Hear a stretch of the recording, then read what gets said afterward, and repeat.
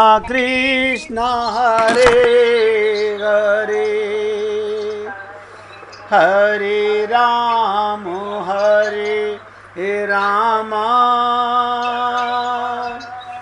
राम राम हरे हरे हरे कृष्ण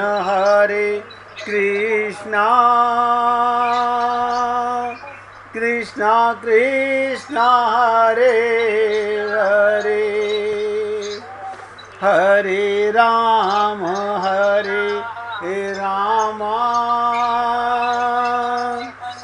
राम राम हरे हरे हरे कृष्ण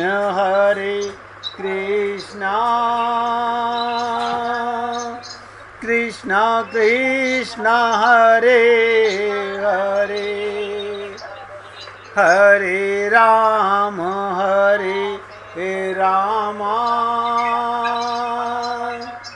राम राम हरे हरे।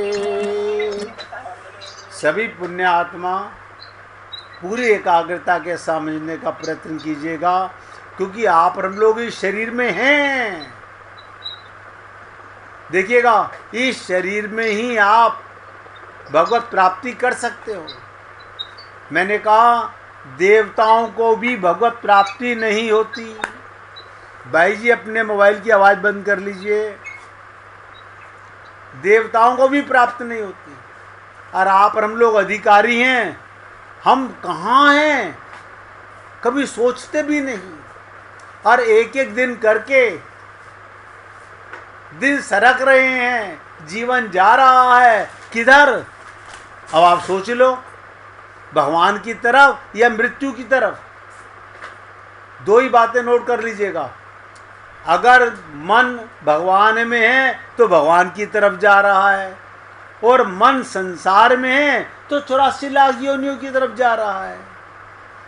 आप अपने आप से तो झूठ नहीं बोल सकते ना। आप गैरों से झूठ बोल सकते हो, संत महात्माओं से झूठ बोल सकते हो, अपना अच्छा प्रेजेंट कर सकते हो। आप अपने आप से कैसे झूठ बोलोगे? आप सोच लो, कहाँ सारा दिन तुम्हारा जाता है।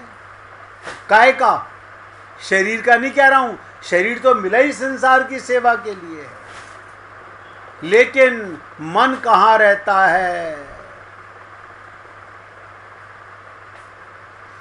और इसी पर शरीर की प्रशंसा करने का अभिप्राय क्या? तुलसीदास जी ने कहा कि नरक स्वर्ग अपवर्ग निशेनी, ज्ञान वैराग्य भक्ति शुभ देनी। यही शरीर नरक में ले जाएगा, स्वर्ग में ले जाएगा, अपवर्ग में ले जाएगा। ये सीढ़ी है। और यही ज्ञान वैराग्य भक्ति शुभ देनी।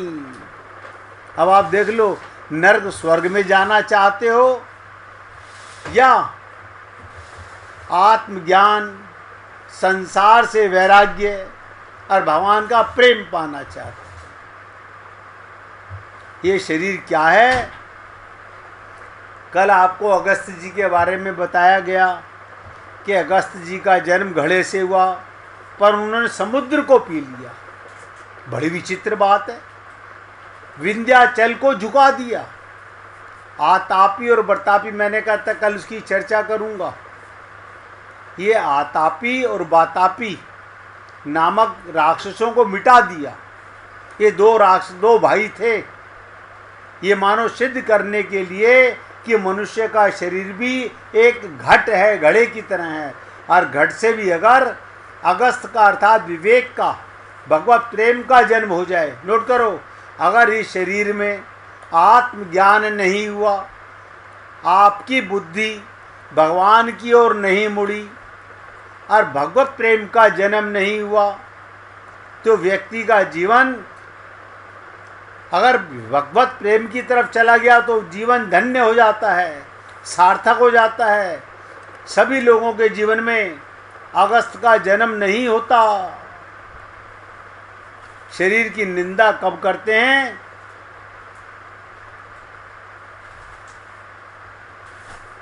जैसे कोई युवक, ध्यान दीजिएगा, शरीर की निंदा कब? जब हम इसकी इम्पोर्टेंस को नहीं जानते, अगर भगवत प्रेम के लिए नहीं, तो क्या कहते हैं, जैसे कोई दूल्हा दूल्हे के वेश में आया हुआ है और आप उसकी सुंदरता की प्रशंसा कर रहे हैं, स्वाभाविक लगेगा। किंतु कोई व्यक्ति अगर मरा हुआ पड़ा हो तो क्या कभी कोई व्यक्ति उसके शरीर की सुंदरता का वर्णन कर पाता है? तो क्या किसी निष्प्राण शरीर के सौंदर्य का वर्णन करना अच्छा लगता है? तब तो शीघ्र ही कपड़े से ढककर शमशान ले जाया जाता है। इसलिए हे पुण्य आत्माओं, जब तक इसमें प्राण है, परमात्मा है, तभी तक इस शरीर की इम्पोर्टेंस है। ये गया, मौका गया।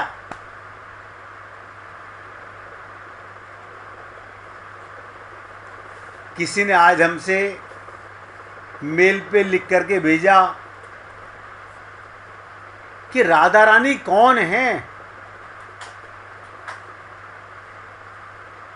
भागवत में जिनका नाम नहीं आता, जो प्रेम का शास्त्र है, उसमें राधा रानी का नाम ही नहीं आता, और भगवान श्री कृष्ण सदा राधा के साथ रहते हैं। ये क्या कारण है? बीच में भी याद आ गया तो मैंने जवाब में लिखा था कि आज इसकी चर्चा करेंगे। राधा रानी कौन है, थोड़ा हम भी समझ लेते हैं। आप लोगों ने भगवान का नाम तो सुना, राधा तत्व से अधिक लोग परिचित नहीं हैं। राधा तत्व से अधिकतर लोग परिचित नहीं हैं, भगवान के नाम से अधिक परिचित हैं। और भगवान बहुत प्रकार के होते हैं। एक भगवान तो श्री कृष्ण हैं, उन भगवान से एक और भगवान प्रकट होते हैं, उनको कहते हैं प्रथम पुरुष। प्रथम पुरुष श्री कृष्ण के अंश हैं, ध्यान दीजिएगा। उन्हीं को महाविष्णु कहते हैं। एक एक शब्द पे ध्यान देना, और फिर बता रहा हूं, बुद्धि मत लगाना। प्रथम पुरुष भगवान श्री कृष्ण के अंश हैं, उनको महाविष्णु कहते हैं। अनंत कोटि ब्रह्मांड के निर्माण करने में पहला काम महाविष्णु का होता है। भगवान श्री कृष्ण कुछ नहीं करते, वो तो गोलोक में आनंद में रहते हैं अपने भक्तों के साथ, गोपियों के साथ। ये काम भगवान श्री कृष्ण का ही एक अवतार है, महाविष्णु। उनका काम है निर्माण करना, ब्रह्मांड के निर्माण करना। श्री कृष्ण सृष्टि वगैरह नहीं करते, नोट करो। भगवान सृष्टि नहीं करते, सृष्टि वगैरह बहुत नीचे का काम है। ये सृष्टि वगैरह का कार्य तो ब्रह्मा विष्णु महेश, प्रत्येक लोक में एक ब्रह्मा, एक विष्णु, एक शंकर होते हैं। श्री कृष्ण स्वयं सृष्टि नहीं करते, ना करोमि स्वयं, वे स्वयं कुछ नहीं करते, ये वेद कह रहा है। तो भगवान ने अपना अंश प्रकट किया प्रथम पुरुष के रूप में। तो प्रथम पुरुष ने क्या किया? ये बलराम हैं प्रथम पुरुष। वेद कह रहा है इन्होंने ही प्रथम पुरुष संकल्प किया, सोचा, प्रकृति की ओर देखा। दो काम किए, सोचा और देखा महाविष्णु ने। प्रकृति माने माया, बहिरंग माया। ये बहिरंग माया भी दो प्रकार की होती है, एक जीव माया और दूसरी गुणमयी माया। एक माया जो आप लोग पर हावी रहती है, हमारे ऊपर, ये जो माया हम पर हावी है, ये हमारे ऊपर हावी रहती है। और एक माया जो सृष्टि करती है। तो गुण माया जो है वो सृष्टि करने वाली, उसकी ओर देखा महाविष्णु ने, अर्थात प्रथम पुरुष ने, महाविष्णु जी ने। और जितने जीव थे भगवान के महोदर में लीन। आप हम लोग कहाँ थे? भगवान के पेट में। जब प्रलय आती है तो कहाँ होते हैं? भगवान के पेट में। उन सब जीवों को संकल्प से प्रकट किया प्रकृति में। फिर अनंत कोटि ब्रह्मांड का प्राकट्य हुआ। सोचने मात्र से वो प्रथम पुरुष का काम समाप्त। महाविष्णु ने अपना काम कर दिया। अब प्रथम पुरुष ने द्वितीय पुरुष प्रकट किया। महाविष्णु ने कारणा कार्यवसायी द्वितीय महापुरुष गर्भोदेशाई द्वितीय पुरुष ने क्या किया? अनंत कोटि ब्रह्मांड में व्याप्त हो गए। ये विष्णु सब लोकों में हैं और आधे ब्रह्मांड को अपने संकल्प से जल से भर दिया और अपने आप से तीसरा पुरुष प्रकट किया। यह क्षीरोदेशाई। ये प्रत्येक जीव के आपके हमारे हृदय में कौन रहता है? आपके अंतःकरण में कौन रहता है? ये भगवान विष्णु क्षीरोदेशाई विष्णु तृतीय पुरुष ने क्या किया? प्रत्येक जीव के अंतःकरण में हार्ट में प्रवेश हो गए और प्रत्येक जीव के अनंतानंत जन्मों के प्रत्येक क्षण के प्रत्येक संकल्प के हिसाब को लेकर जीव में जीवत्व बुद्धि में ज्ञान शक्ति, मन में चिंतन शक्ति, इंद्रियों में तत्त कर्म करने की शक्ति, ये सब अंदर विष्णु बैठा बैठा करता रहता है शरीर में। इसे क्षीरोदेशाई कहते हैं। प्रत्येक जीव में है, चींटी में भी है, हाथी में भी है, आप में हमारे में भी है। तो ब्रह्मा विष्णु शंकर के पैदा करने वाले कौन? जनक गर्भोदेशाई। और इनके जनक कारण कारवो महाविष्णु, ये भगवान के जो वर्क करते हैं। कृष्ण कुछ नहीं करते, नोट कर लो, कोई वर्क नहीं करते भगवान श्री कृष्ण। इनका काम तो केवल एक है, क्या? जीवों का उद्धार, प्रेम दान करना। ये दो काम, माया से निवृत्ति कराना और प्रेम दान करना, ये भगवान श्री कृष्ण का है। तो माया की निवृत्ति और प्रेम दान ये सारे भगवान करते हैं, क्योंकि उपरोक्त सारे भगवान श्री कृष्ण के ही स्वरूप हैं। जितने भी अवतार हैं सब भगवान श्री कृष्ण के स्वरूप हैं। इनके श्वास हैं और विविनाश हम लोग हैं। जिनके साथ ईश्वर नाम आया, परमात्मा नाम आया, भगवान नाम आया, वो भगवान के श्वास। और जितनी आत्माएं हैं वो भगवान के विविनांश, आप और हम लोग। श्वास में उनके परिकर भी हैं, ललिता विशाखा आदि, ये भी श्वास हैं, ये भी भगवत स्वरूप हैं। और कुछ नित्य सिद्ध महापुरुष भी हैं, वो भी भगवान के परिकर हैं, लेकिन वो जीव हैं, श्वास नहीं। अब ध्यान से सुनिएगा, चर्चा चल रही थी राधा रानी के ऊपर। भगवान के डायरेक्टर अंश हैं ये। सदा से जो माया से मुक्त थे, ऐसे अनादि सिद्ध महापुरुष भगवान की सेवा करते हैं। लेकिन वो जीव हैं, उनको नित्य सिद्ध महापुरुष कहते हैं।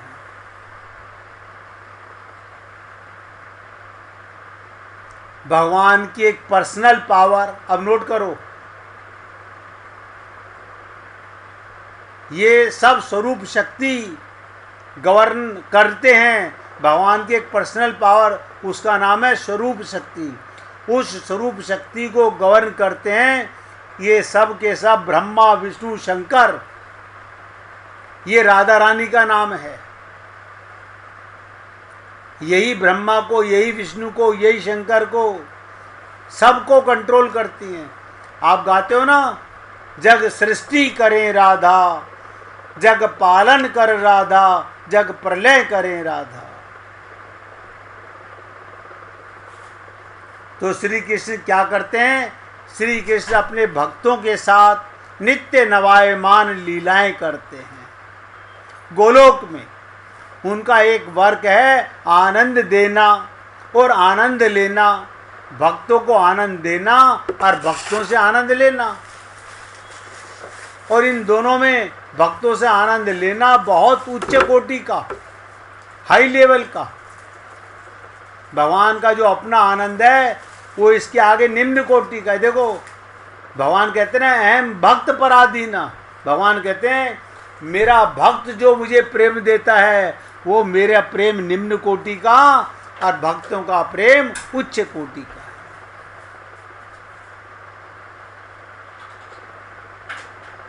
तो समस्त शक्तियां उनके पास रहती हैं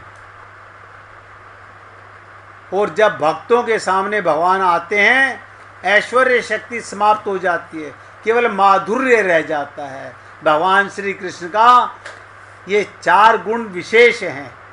भगवान राम से भगवान कीर्त के दास बन जाते हैं।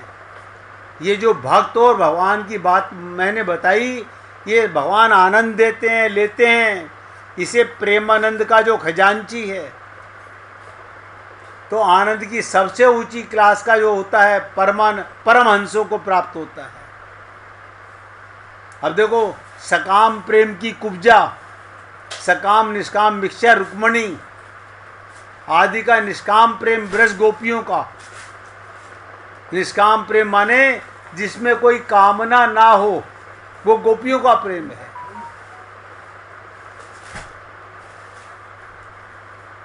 और ये जो हमारे को रस मिलता है ये सब राधा रानी की कृपा से मिलता है, सब राधा रानी की कृपा से मिलता है। तो राधा तत्व वो है जिसकी उपासना स्वयं श्री कृष्ण करते हैं। इसे कहते हैं अद्वैत एक तत्व है और राधा तत्व प्रधान, जाको दूसरो नाम है स्वयं श्री कृष्ण भगवान।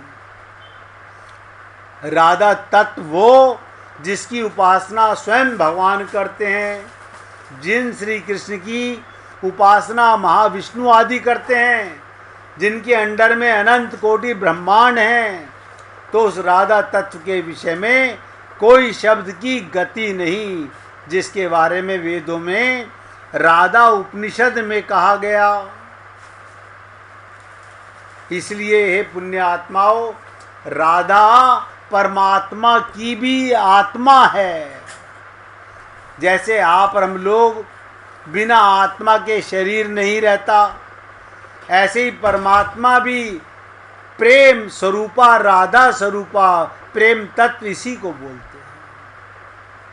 किसी का प्रश्न था तो मैंने सोचा लगे आप भक्तों को भी इन सब का लाभ मिलना चाहिए कि राधा तत्व क्या है, प्रेम तत्व। देखो आपकी आत्मा भी राधा से ही प्रेम तत्व पाती है। जो आप और हमारे अंदर आनंद की प्राप्ति का चाहना होती है,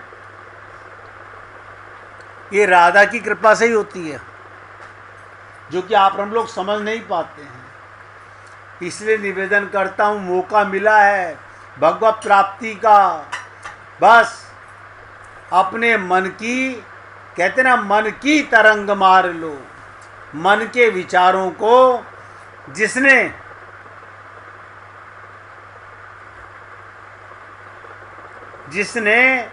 मन के विचारों को भगवान की ओर मोड़ दिया, संत की ओर मोड़ दिया, और आप और हम लोग सारा दिन संसार की तरफ चलते रहते हैं। मैंने एक बार आपको पहले भी कहा था, अंतर की वाणी हम लोग नहीं सुनते। इस पृथ्वी पर अनेक संत महात्मा हुए, महापुरुषों का पृथ्वी है ये। महापरिनिर्वाण दिवस एक थे हमारे संत मेहर बाबा, ध्यान से सुनिएगा, पहले ही बताया था, अंतरवाणी के सुनने के लिए। क्या बताओ, आप और हम लोग नित्य जो बांसुरी अंदर बज रही है, परमात्मा की प्रेम की बांसुरी,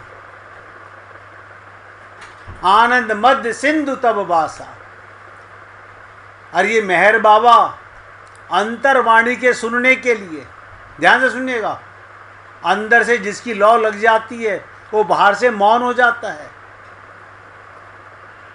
इसी सदी में जितना श्रम किया उतना किसी दूसरे संत ने नहीं किया मेहर बाबा के अलावा। अब ध्यान दीजिएगा, अंतर्वाणी को सुनने के लिए, वो प्रेम की वाणी को, स्वधर्म की आवाज़ को सुनने के लिए गहरे से गहरा तप किया जा सकता था, पर यह था वाणी ही उनको छोड़ दी, वाणी छोड़ दी उन्होंने, शब्द छोड़ दिए। 30 वर्ष तक मौन रहे वो बाबा, ताकि शब्द का लेन देन बंद हो जाए, कभी जरा सी भूल ना हो, भीतर की आवाज और बाहर की आवाज में कहीं भी कोई संदेह ना हो, कोई कंफ्यूजन पैदा ना हो। बाहर की आवाज बंद कर दी ताकि निपट भीतर की आवाज जिया जा सके। अब आप सोचो, आप और हम लोग 5 मिनट चुप नहीं रह सकते। अरे कहते क्या है, अनहद बाजत बांसुरी, उस परमात्मा के प्रेम की बांसुरी 24 घंटे बज रही है। हमारे एक संत हुए राम सुखदास जी, वो कहते थे चुप साधना, मौन साधना अब कौन करे। हम बाहर से मुख बंद भी कर लेंगे तो अंदर से कटर कटर कटर कटर मन चलता रहता है। ये मेहर बाबा का कमाल 30 वर्ष तक, सोच के देखो।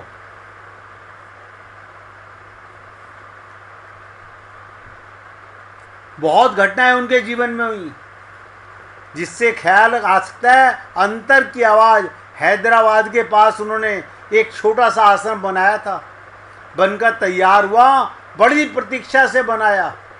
फिर उसके द्वार तक गए, प्रवेश का दिन था और ठीक दरवाजे पर खड़े होकर वापस लौट आए और इशारा कर दिया उस मकान में प्रवेश नहीं करेंगे। रात वो मकान गिर गया। 1 मिनट भगवान का कीर्तन करो, फिर मेहर बाबा की और दूसरी विशेषता बताता हूँ। गाइए। श्री कृष्ण गोविंद हरे मुरारी।